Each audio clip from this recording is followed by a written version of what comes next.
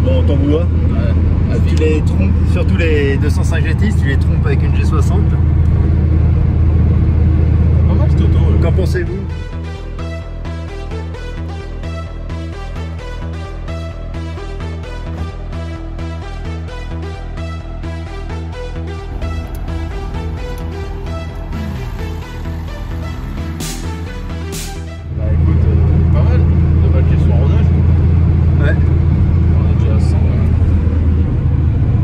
Sûr que l'échappement il est un peu bruyant quand même. On n'entend pas tant que ça le compresseur.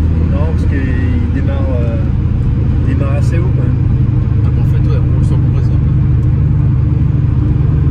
Là, c'est pour ça, oui. Disons en rodage, pas dépasser les 3000, mais bon. C'est comme faire connaître le bif, oui, mais on est à nouveau à 140. Au rodage, j'ai stipulé de ne pas dépasser le 110 et du Sandero à 140. Je sais bien, mais j'ai pas que ça à foutre. Elle roule bien, puis elle est en état. Hein, ouais. Malgré que certains disent que.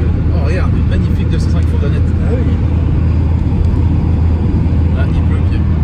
Ah bah, un check-up carrosserie, du coup. On va faire tous les points qu'il faut reprendre, refaire, retoucher. Pour qu'elle soit propre. Pour qu'elle soit parfaite. Donc, pas parfaite. Là, parfaite, ouais. Bon, parfaite. Pas parfaite. Tant qu'on peut. Hein. Qu'elle soit potable. J'ai peut-être du scotch bleu s'il y a besoin.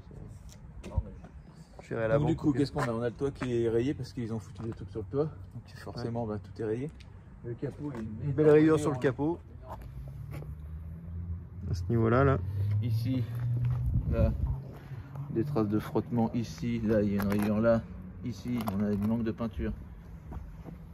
Là, je pense que l'ancien propriétaire devait être adepte de la bombe de peinture blanche. Ouais, où il a repeint les murs du garage en laissant la bagnole. Voilà. Bon, ça c'est des petits picots de peinture, ça part tout seul. Hein. Au niveau du coffre, là il y a un feu de cassé. Là, le feu on va le changer, hein, je l'ai. Ça se prend comment là, comme ça? Ouais. Le coffre et tout ça, donc on est pas mal. Là il y a le logo à changer parce que c'est pas la bonne couleur. Le G60 à faire revenir. Là on avait vu tout à l'heure qu'on était rayé ici. Là. On a déjà enlevé tout le bleu. Bah, maintenant il va falloir avec de la peinture de retouche refaire, après poncer et puis illustrer. Et puis on a toutes les arêtes de porte qui sont un peu abîmées là. Un peu de partout là. Là la peinture, en fait ça devait être un garage qui était de la taille de la voiture en fait, non? Bah, il a dû peindre le plafond du garage. Hein. Et là ici, là, tout ça. Là il y a déjà une. Et le toit, comme on vous disait là, le toit.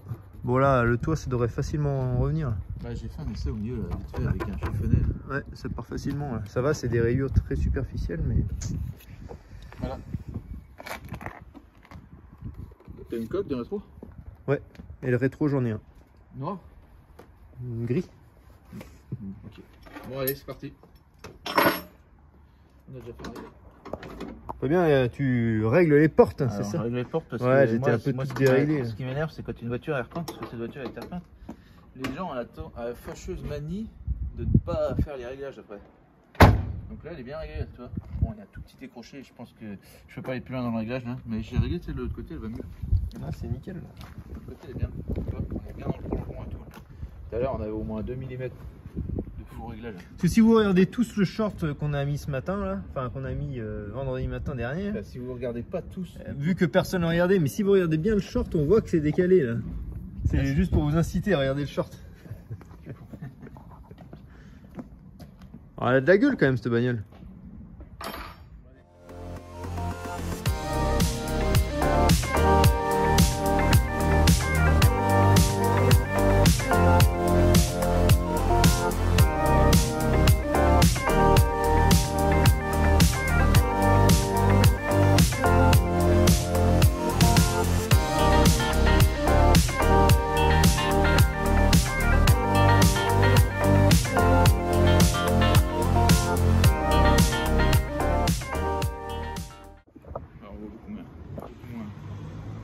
Et là, il faut que j'insiste un peu là. Ouais.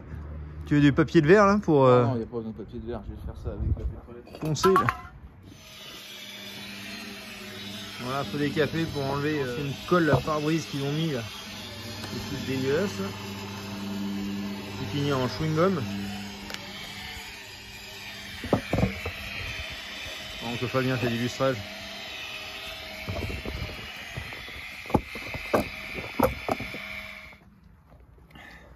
Qu'est-ce que ça donne, Fabien? Je sais pas, t'en penses quoi?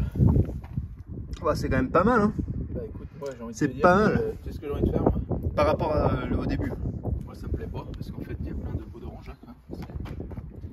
Ouais. Donc là, on va prendre du papier de verre en 2000 à l'eau, et je vais la poncer intégralement en 2000, et après on repasse tous les trucs dessus. Ça va être fastidieux, mais Ouais, je suis le pas contre. résultat, ça sera beaucoup mieux, parce que là ça c'est... Ouais. La problématique c'est que qu'elle a été repeinte. Ouais. Et puis ça fait dégueulasse. Enfin moi bon, je sais pas si on le voit pas forcément. Hein. Là, ça a bien enlevé les grosses rayures. Bon, il y a encore les micro-rayures, mais ça c'est normal, on n'a pas passé le plus fin. Mais oui, effectivement, il y a cette peau d'orange, surtout pas bien. là. On se voit pas bien dedans. Normalement, ça doit être un On se miroir. voit, mais c'est pas un miroir. Donc on Ouais. va tout passer au 2000. C'est parce que c'est aussi ça du retrocars. On aime bien se faire chier pour un truc qu'on va cacher sous une bâche après. Allez. Le papier. Voilà, donc ça c'est du 1000. Mais il faut du 2000.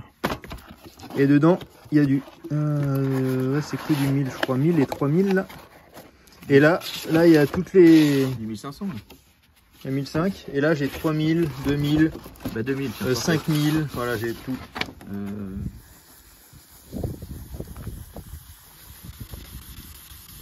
Ça, la patience. Une belle démonstration de patience, ça. Pourtant, moi je suis pas un mec patient normalement. Hein. Mais pour ça, si. Mais pour ça, si. Ouais. Alors faut faire ça avec une cale plus ou moins souple. Hein.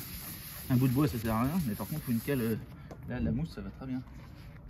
Tout ça, bah, ça t'aplanit toute ta peinture et ça enlève le bout Ouais. C'est ça, ouais. Faut que ce soit souple, mais quand même un peu ferme. Comme dirait les inconnus, souple et solide à la fois. Quoi. Le reflet là. Tu vois la peau d'orange là. Ouais. Ah oui, effectivement, ouais. On voit bien. On va essayer d'essuyer. Là, tout ça c'est de la peau d'orange. Ouais. Tout ce qui est pas gris comme le reste, c'est de la peau d'orange. Donc c'est tout ce que tu peux continuer à faire. Tant qu'on voit ça, faut poncer. Voilà. Donc elle paraissait belle, mais... Ça me rappelle d'autres voitures, ça, hein. Il y en a bien quelques-unes qui sont passées.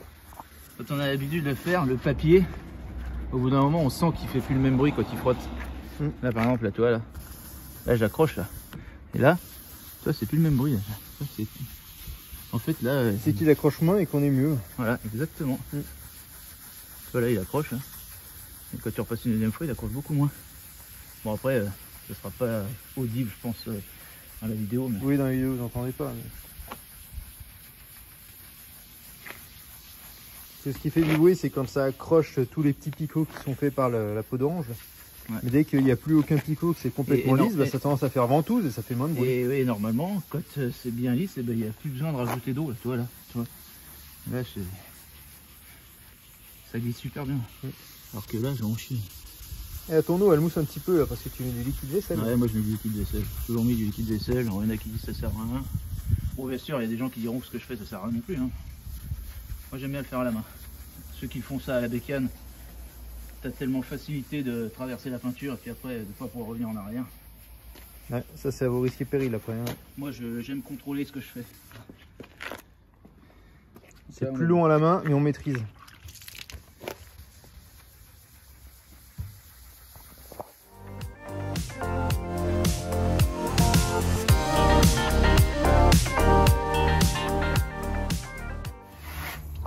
Alors là normalement, si le capot est propre, et quand toute l'eau a ruisselé, voilà, t'en as remis plein dessus, c'est pas grave. Et ben normalement, les défauts, on les verra. Ça gicle jusqu'au. Ouais. Là, il n'y a pas forcément de défaut. On peut voir que la rayure, on l'a plus. Ouais. Après, c'est tout micro-rayé, hein, c'est normal. Là, il y a quelque chose, hein. Il y a un point. On regarde. Là, c'est de la merde. Voilà. Donc là, à mon avis, on a une bonne base. Là, elle va sécher, elle va devenir toute blanche, et puis on va revoir la peau d'orange par rapport à tout à l'heure. J'ai fait l'aile aussi, comme j'étais. Parfait. Il n'y a plus qu'à attendre. Alors là, oui, c'est vrai que tout de suite comme ça, on a l'impression que j'ai salopé la bagnole. Ah bah oui, mais c'est normal. Et ça, c'est pour avoir un meilleur résultat à la fin. T'avais pas fait la BM comme ça? Moi, j'avais refait toute la BM, si, c'est toute poncée là. Ouais, la BM, en fait, elle était restée tellement longtemps sous les arbres que... En fait, je pouvais même pas laisser comme ça, c'est parfait ça. Voilà ce qu'il nous faut. Et on était loin que de ce ça. soit bien Et blanc. Ça sèche rapidement, quand c'est bien fait, ça sèche rapidement. Bien blanc, bien opaque régulièrement. Là, toi, t'as un œil de chat, là. Tu vois là? Ouais. Là, clairement, ça c'est un défaut de peinture, ça. Donc là, bah, je vais reprendre tout ça après. On va poncer encore un peu. Là, en dessous, peut-être encore poncer regarde, légèrement. là, comme ça fait, là, c'est dégueulasse. Là. Ouais. Ah bah là, ouais. Normalement, quand on a une voiture, quand on dit une voiture état salon, c'est ça quoi, c'est que tu traites tous les trucs comme ça. Mais ça c'est normal, c'est tout à l'heure que j'ai repris. La peinture, là, elle n'est pas de la même couleur, ça. Bon bah, ça avance, mais c'est que le début là. Oh putain, là il y a des heures, des heures et des heures. Ouais, mais bon, quand on aime la perfection. Bah, en sachant qu'elle sera pas parfaite, parce que bon déjà on a de la chance, ouais. Elle a pas de bosse. Mais...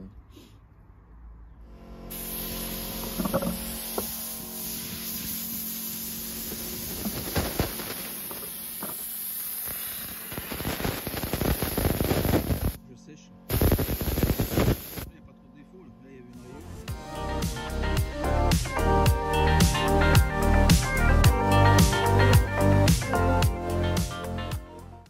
Bon, maintenant que c'est tout mat là, c'est plus qu'à faire briller. Donc, je fais à la main une fois et puis après avec la machine. Bon, par contre c'est vrai que ce genre de procédé m'en faut partout. Hein. Ah bah ça. La bagnole après elle va être bien blanche.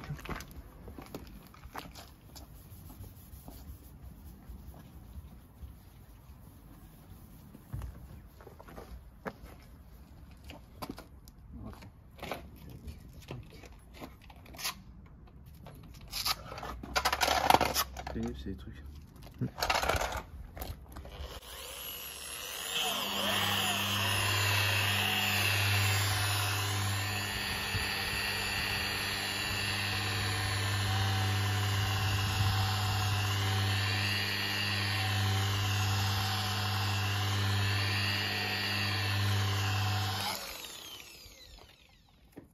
C'est la première couche, hein, bientôt. Il est nettement mieux quand même. Ouais, en effet. Donc là, on a disparaît toute la peau d'orange. Ouais. On a pour un moment. Hein. Ça va être long là.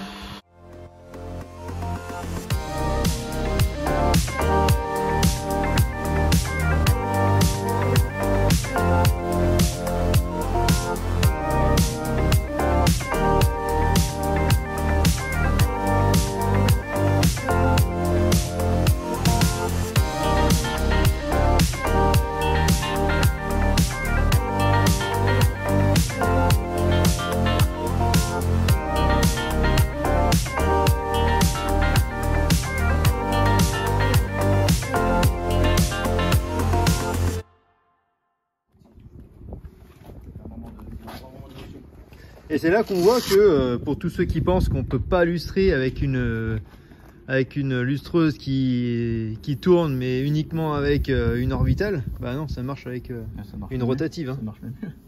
Ça marche même mieux avec une rotative. C'est juste que l'orbital, bon, pour ceux qui s'endorment sur la machine, ils risquent rien.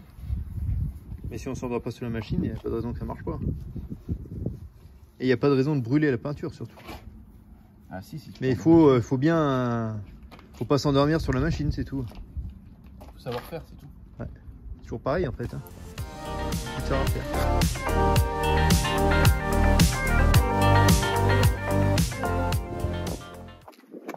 Voilà.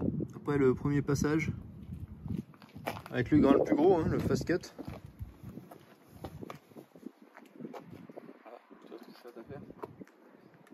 Je m'en vais. Ah, il est bien,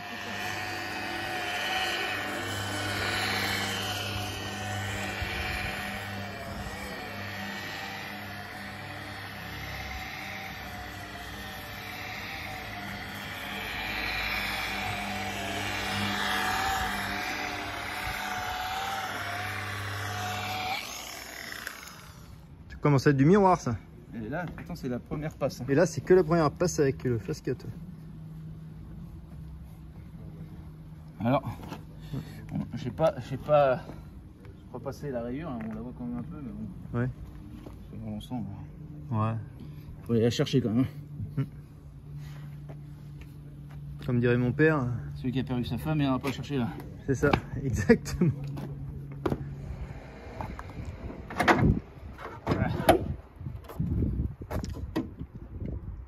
C'est là comment?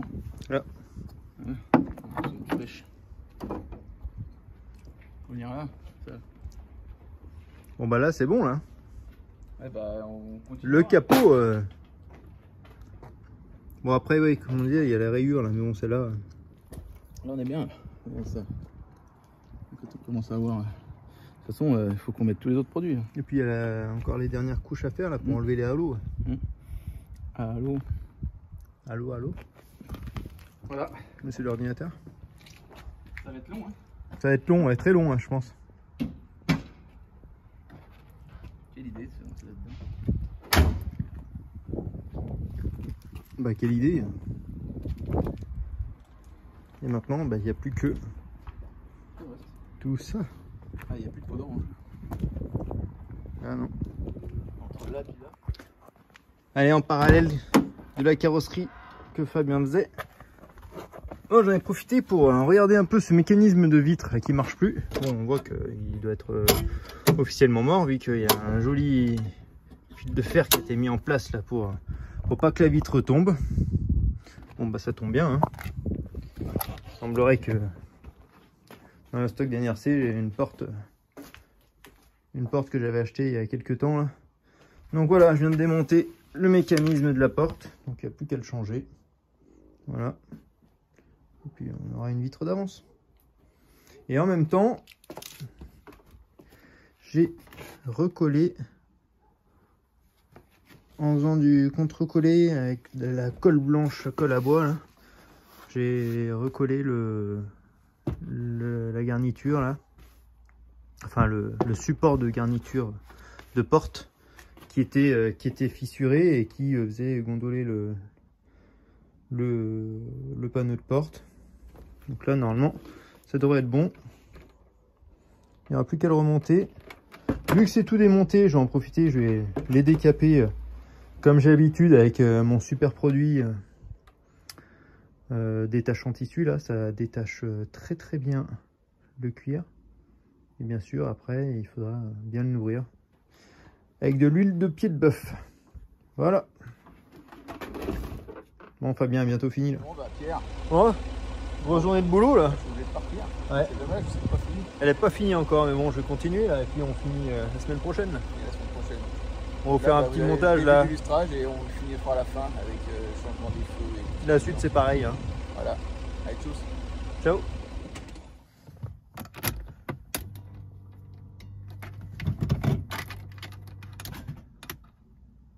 Ah, voilà.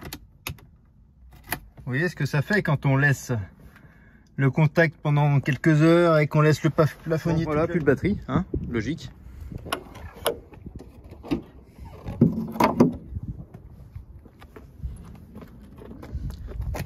Du coup, je vais vous montrer un nouveau booster. JF Ego. Alors ça c'est un nouveau partenariat qu'on a fait là. C'est vrai qu'on n'a pas eu l'occasion de vous le présenter ce produit là. Bah, du coup c'est l'occasion. Alors c'est un produit là, ça fait booster et gonfleur en même temps. Bon, du coup j'ai testé le gonfleur l'autre jour là, ça marche bien.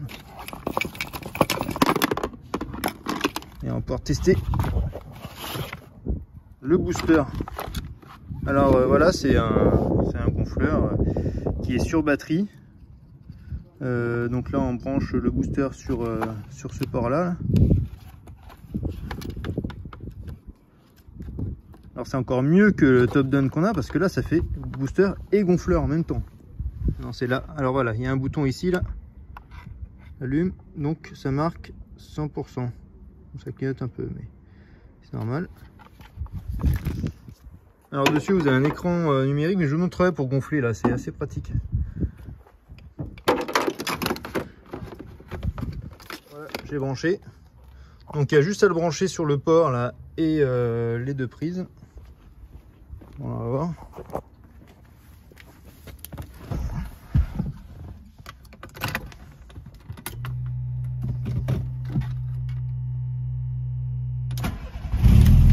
Voilà, parfait.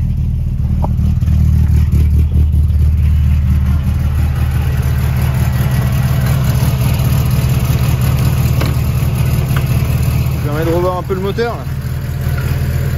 Et donc bah, je vais vous montrer aussi l'autre fonction de ce gonfleur, hein. de ce booster gonfleur. Donc c'est la fonction gonflage. Donc en fait au dos vous avez directement le tuyau là. Alors on le branche, il y a une rallonge, on va faire avec la rallonge.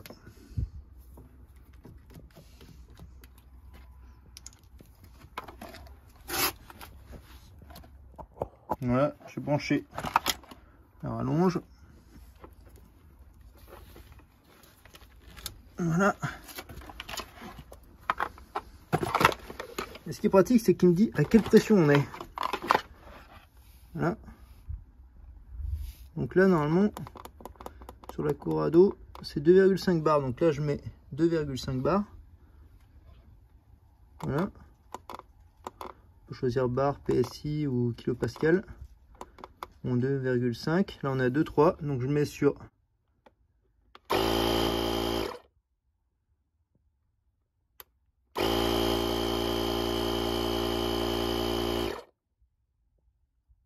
Vous voyez, il s'arrête tout seul. Bon, là, il s'arrêtait un peu. Voilà. Il s'arrête tout seul dès qu'il est à la pression qu'on a choisie.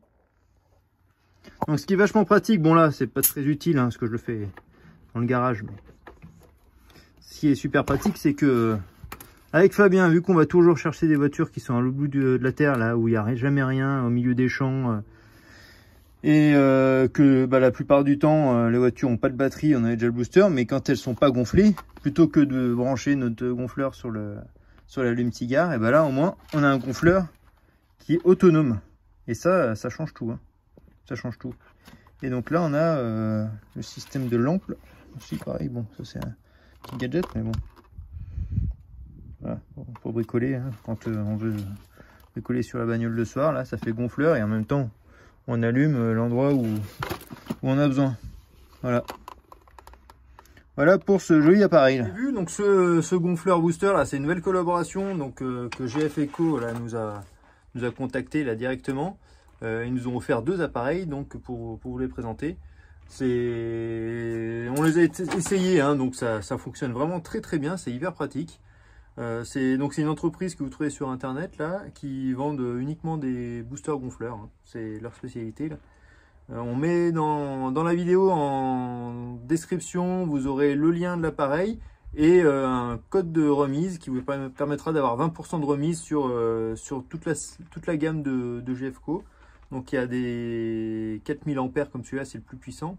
Il y a 3000, 2000 et de mémoire il y a 1000 aussi. Tout ça rentre dans une boîte. Vous avez même du coup un chargeur. Donc ça c'est le chargeur pour charger le gonfleur et les boosters. Et là un adaptateur pour l'allume-cigare. Vous avez une aiguille. Il y a un peu de tout là.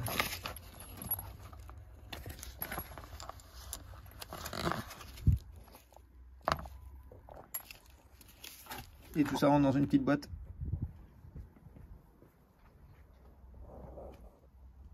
Ah, c'est sûr que les ailes poncées comme ça, hein, ça fait tout de suite bizarre.